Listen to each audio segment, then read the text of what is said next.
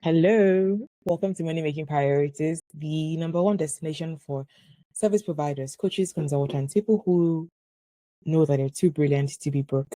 They want to create businesses that make them money, buy them their freedom, or they've created it and they just need help continually picking priorities that keep them paid. That's who this podcast is for. My name is Fope Nkwocha. You can call me Fopsy. I'm your host and soon to be coach. I work with service providers who want to have four-figure offers or who already have four-figure offers and need to sell it more. I call myself a business coach and sales coach, but people who know me and who have worked with me said, ideally it's just sales coach because I really help you to focus on how to get more sales and do so without, burning yourself out, do so sustainably. So I'm very excited to be here with you today. Today we're talking about offers, all things offers. And I like to call it money making offer, how to create a money making offer that sells. This is something that smart experts who can get clients or can get clients consistently want to start with. This is what I wish I had when I was feeling like, okay, I can take this expertise that I have from doing product marketing for Google, for startups, for working for myself in many years. I can take this expertise and create a consultancy out of it. But I didn't know exactly what that meant or how to go about it. This is what I wish I had. So I want you to take this seriously. If you are at the beginning of your journey, you feel the urge to pivot, or you've been in business for a while and you still don't know how to talk about what you do, you're still struggling to fill your group programs, your whatever it is you have. The offer is really the bedrock of all of it. So this is really how to package your genius into offers that get clients. So let's get into it. There are 5 core parts of my money making offer framework that honestly is such a genius framework. And I wrote it down. So I'm so excited that I was able to get it out of my head, because I do this with clients in my one-on-one coaching, and I've done it for myself. But sometimes it's just okay, how do I actually get someone to be able to do this? This is it. So take notes. The core ideology is you want to create something tangible to exchange money for. People don't pay you because they just like your pretty face. They pay you because you made them an offer so good that they feel stupid saying no, or they just know that, okay, this is a no-brainer for me, right? And in order to do that, you need to have this thing to sell. So that's what the offer is, to even define it at all. It's what you're trading for money, right? And in our world with service providers, we don't have a visible phone. We don't have a visible marker. We are basically saying, hey, this is the thing that I'm going to do for you if you give me the money. So that's what this offer is.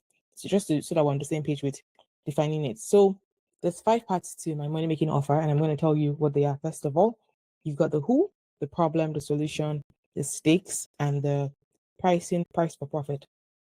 So the who is a really core part of your offer creation process. It can be a job title, it can be an identity that they have, which is honestly part of how they describe themselves. It can be a life stage that they are in. Essentially, identity is a good way to think about it, because it just helps them say, this is me, right? The way I like to think about it is that if you are ringing a bell and or screaming in the crowded place, yes, you will draw attention because you're making a fuss, right? You're making noise. But if you suddenly say, hey, women, then maybe half of the people in that place will turn around and look at you. But then if you switch that and say, hey, moms, right? Then only the moms will look at you. If you say moms of 7-year-olds, only moms of 7-year-olds will look at you. If you say moms of autistic 7-year-olds, only those people will look at you. If you only say Sally, only Sally will turn around, or the Sally's there will look at you. So the more you can nail this who, the easier it will be to spot your people in the crowd. And the crowd here is in the world. It's in the market being the marketplace of how people buy and trade. So you cannot really skip this stage. You cannot skip wanting to make sure you're calling in the right people for your offer. And in the beginning, you might have super clarity on this because maybe you are the right person. And so you can think about who you were, the problem you solved for yourself before you figured out how to do this thing. Maybe in one of my clients' cases, they are pharmacy mentors for internationally trained pharmacists, and they help internationally trained pharmacists pass their Canadian licensing exams. You see how specific that is? They're not saying I'm helping immigrants. They're not saying I'm helping women. They're not saying I'm helping even pharmacists generally. They're going internationally trained pharmacists because that's who they were. And they're doing a specific thing for them. Honestly, they didn't land on that until we worked together. So again, my one-on-one coaching is brilliant. And you haven't really heard about it. I'm a business and sales coach for service providers who want to make more money, sign at least 5 new healthcare clients in 12 weeks. That's what we do together at the very least. But my clients have done a host of things from, using their team better to just being able to get more done, even in busy seasons of life, when they have a full-time job, when they have a sick kid, when they have a busy life. And if you're in any way interested, you should book a sales call with me, because in our work together, it's a 12-week process. You will sign new clients. So book a sales call with me at fopsy.ca/call. I think I'll tell you more about it later. But like when you're figuring out your who, some ways to do this is to think, is there a job title? Maybe not a job title, but a title. Is there a title that these people relate to? Maybe I want to work with parents. Maybe I want to work with parent of infants. Maybe I want to work with product managers. Maybe I want to work with 95 women launching a product business. Maybe I want to work with South Asian women. That's like a cultural identity that they have. Maybe I want to work with people that are in a certain stage of life, like parents of infants is what I said, because I have another client that was helping people sleep train their children. That's her niche in that area, right? So when you're thinking about who, you really want to think, what identity can I call out, right? What makes them stand out? In the beginning, all I had was service providers with 4-figure offers. That's not even the beginning of my stage. Maybe that was like step 2. In the beginning, I was just saying small businesses, which is a very, very vague process to start with. But hey, you got to start somewhere. But most of the time, when you start to look back at the people you've worked with, whether free or paid, that have gotten the best results, or you start to look inward at yourself, who, if it's you, that if you've solved the problem that you're trying to solve for yourself, then you're able to get granular with who was I, where exactly was I before that I want to help people get from to where they want to go. So the who is so important. You can think of it as using job titles. You can use titles that they have in life, at work, and or traits they have. It can be things they value. It can be a stage of life they're in. It could be a culture. It could be men, new dads, right? That's not even men. That's new dads. That's like a stage of life that they're in. It could be a struggle that people share. For me, I feel like I really speak with people, experts who are too brilliant to be broke, right? They know that they're too brilliant to be broke. Now I'm getting there. And that one, I wish I could tell you that I used the strategy to get it. It just came to me. It came to me as I was speaking about my experience going from being laid off to starting a business, to just realizing that like I'm missing something, because I know that I have the brilliance, but like there was nothing showing for it yet. And so like I just said to myself one day at church, I know you're too brilliant to be broke. And like I repeated it during a speech I was giving about my story one day on stage, and I was like, I really like the sound of that. And I think if I write a book, that's going to be the title of it. Okay, so your who is very important. If you're not sure how to get this, think about the people you've worked with. If you haven't worked with anybody yet, I don't like you building your business in isolation. Even if it means working for free for a season, you need to work with people. You need to work with people. If you are solving problems that you had at a previous time in your life, document that process. How are you feeling during that time? Journal your experience, and some things might pop out to you. But really, you want to look at, is there a trait that you could use to describe yourself? Is there a title you had? Is there a core identity that you had? Is there a season of life that you were in? Is there a core problem, a shared struggle that you can think of, a shared frustration that like you're like, okay, this is something that I just want to help. My husband, he helps churches get their tech together, audiovisual kind of work. So something that calls your people and makes them to raise their hand. Ideally, you can get to the Sally stage where only Sally raises a hand. But even if all you get to is the moms of XYZ, that's also a good space to get to. So the who is the first thing, right? Then the problem. I could say Sally all day. But if I said, Sally, do you want to XYZ? That thing they want is the problem that you solve. People buy solutions to their problems. They buy solutions to their problems. So please, please, please pick a problem. Don't pick a nice to have. I have a client right now who she knows the problem her people want solved, but she doesn't want to solve that problem. And that's a big thing. It's a problem because you're not going to make sales until you sell people what they want to buy. If they want to buy chocolate and you're insisting they must eat carrots, you're going to struggle because I want chocolate. I want what I want. I'm not going to buy what I don't want. It's like, it doesn't work that way, right? Give them what they want. Give them what they want. Now the problem comes where you say, okay, what they want is not what they need. In the example I'm thinking of the client, people want visibility and sales. Like those are their words that they say to her. I want visibility, we want sales to sell our product businesses. She wants to help people start businesses. She wants to just get them to start. I'm like, okay, but like, how do they start if they don't have visibility and sales? So it's also saying that like sometimes what you want is aligned with what your people want, but you need to use their words. If they say they want visibility and sales, and you lead with visibility and sales, even though you know that what you're trying to do is get them to go from idea to a thing done, then you still have to lead with what they want, because if you don't, you're going to struggle. You're going to struggle in getting people's attention, right? If what I want is exactly how I said it, chocolate, and you keep saying, hey, I have this carrot, it really tastes like it really tastes good, it really tastes fantastic, healthy for you, I don't care, I just want chocolate. So in this case, to find problems that people want, you want to spend time with your people. How do you do that? You go where they are in Facebook groups that they are. If you speak to moms of toddlers, like there's many Facebook groups, there's Reddit communities, go listen to how they talk. It's important for you to understand their problems in their own words, for you to be able to sell to them. But ideally, all problems fall into things that improve our health, wealth, and relationships. Those three areas, health, wealth, and relationship, you will hear different coaches say it in different ways. The thing is that the needs that we have fall in there. They fall around health, wealth, and relationships.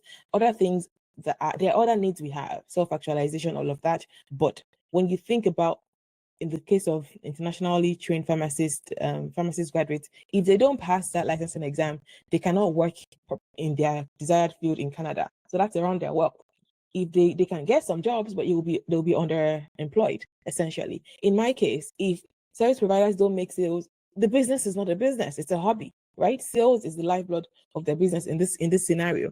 In the scenario of people that sleep train babies and 7-month-olds, toddlers, all of that, if their parents don't get sleep, their relationships will suffer, their health will suffer, right? So you tie whatever you're doing back to health, wealth, and relationships. The person who wants to help people start businesses, they say they want visibility and sales because they can see how visibility and sales is going to help them in their wealth, right? So you really want to have that who has a problem. So coaches who want to get clients are my people, consultants who want to get clients, service providers who want to get clients, freelancers who want to get clients, they're my people. My other clients who help people to parents sleep train their children, it's parents who want to sleep train their kids, right?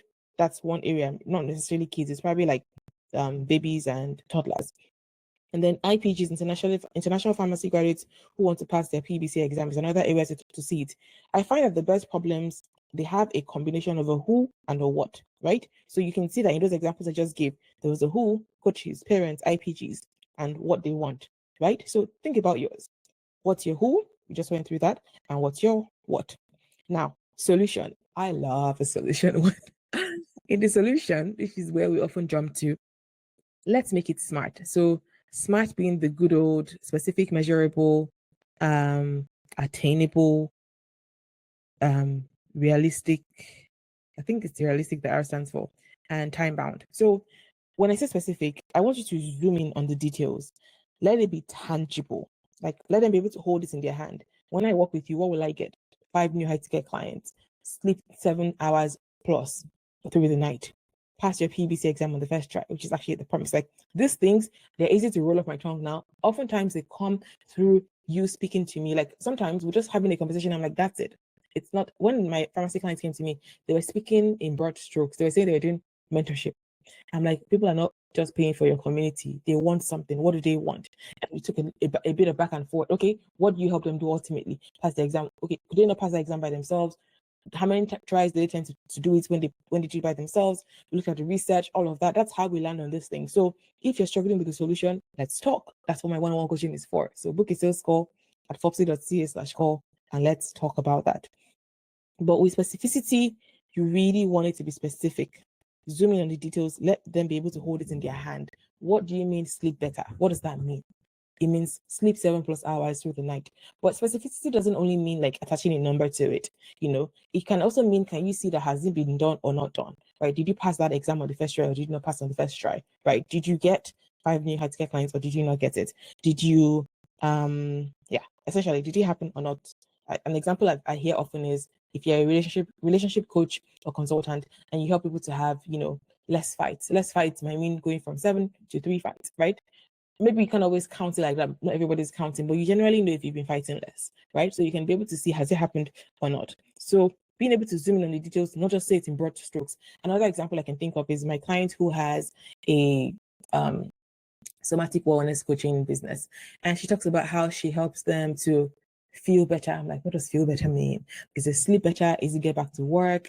Is it like get past deep trauma wounds? And then it took a while, but we're able to land in on that. Like when therapy is not enough, when words are not enough, we move into the body. So they move, they do artistic things like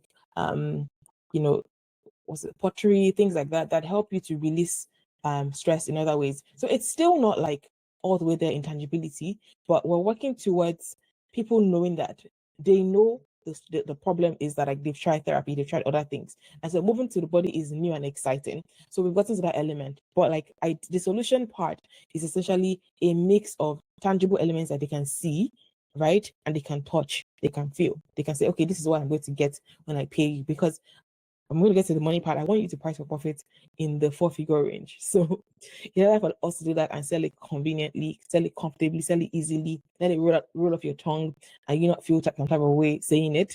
You need to be able to say, this is what you're going to get if you work with me. And don't be nervous about making promises. It makes you a better coach, a better consultant, a better service provider. Okay, so the M part of measurability. Think of measurability as like, can you see if it happened or did it not happen? Yes, it's helpful if it's quantifiable so you can track progress, but ideally, you just want it to be able to say, did this thing happen or did it not happen? How will I know if it happened? That's how to answer that question. How will I know if it happened, right? And then the A, realistic, given past results. If you've been working with clients for a while, you've been a social media manager, you've been a freelance project manager, whatever you've been doing, you should know the kinds of past results that your clients can expect. Is it time savings? Is it having more time available? Is this goal you're giving your clients realistic given the size of your container? Another example I like to give is that if you're only working with someone for 6 weeks, you cannot tell them they'll lose 50 pounds. Like how? You can say, oh, they'll lose 50 pounds eventually, but like what does eventually mean? Is it in 6 months? In that case, maybe your container should be 6 months because it should match the size of the transformation that you're giving. Right? And you want to be around for that because people are going to need guidance and support. That's why they're hiring you. If they could do it by themselves, they probably would already, right? And then realistic, I think is actually more relevant, not realistic. And the way to make something relevant is to use the words your people are telling you. Ideally, relevance is shown in being the opposite of the problem, offering support, being tightly related to what they said they want. It's like if they want apples, don't give them oranges. Don't say it's just fruit. No, make it tightly related to what they want. And how do you know relevance? You know relevance by spending more time with your people. One metric that I really love to highlight is client facing time. Whether that looks like doing free work, whether that looks like staying in communities where people are at, whether that looks like offering a portion of your service as a sampler so that you spend time with your people and get to see the words that they're using to describe their problems. The more time you spend with your people, the more you know what is relevant to them. What do they want to solve now? Why is this important now? I'm going to talk about it in a bit, but like it's very, very important for you to choose problems that are relevant to your people, not what you think people want, but what they say they want. If it's not relevant, you will struggle to sell consistently because it will feel like what is the word? Is it pulling teeth? Essentially, it will feel like it'll just feel hard because you are using your own words. You're spending time with your GPT instead of with your clients.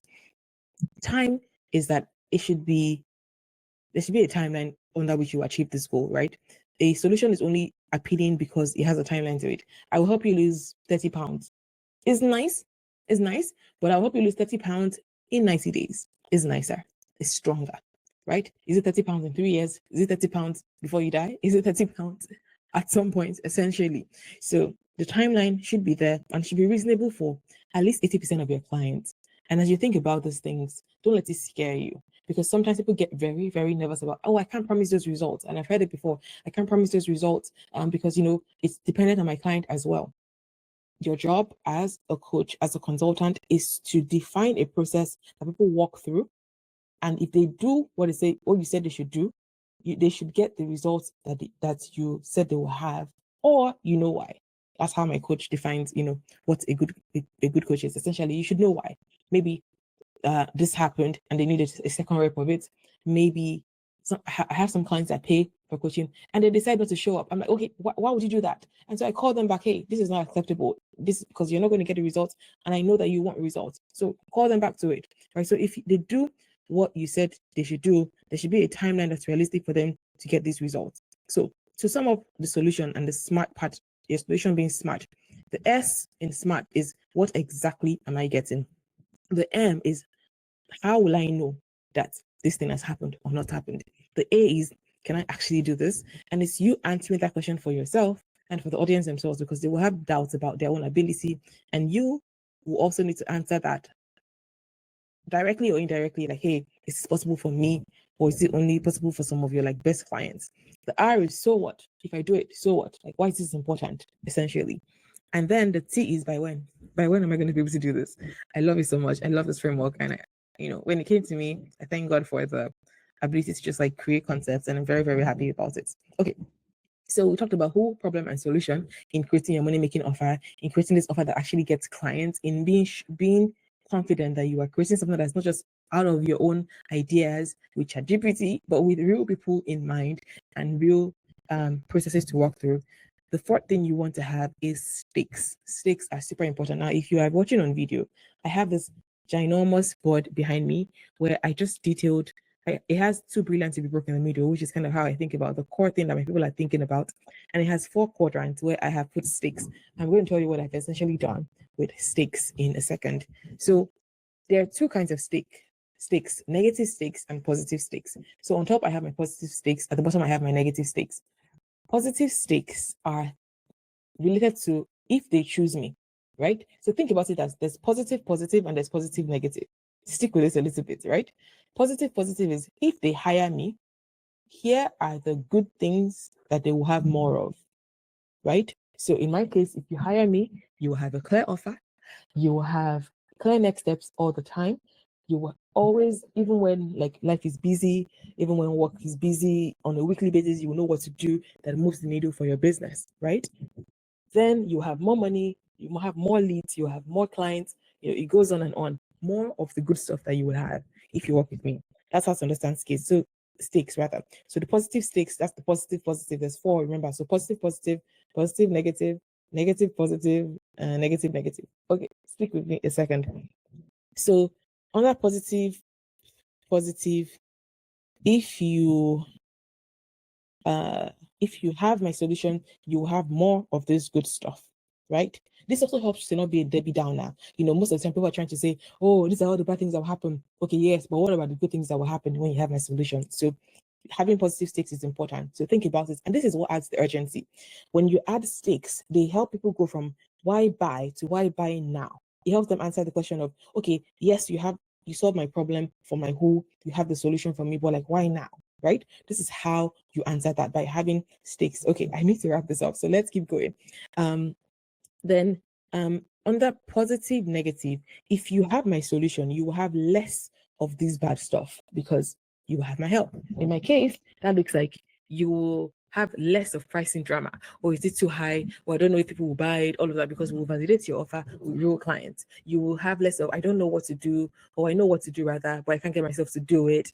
I have a list of things, but let's keep going. So all the bad stuff that people will have less of because they're working with you, right? So that's positive, negative. Now let's switch to the negative stakes.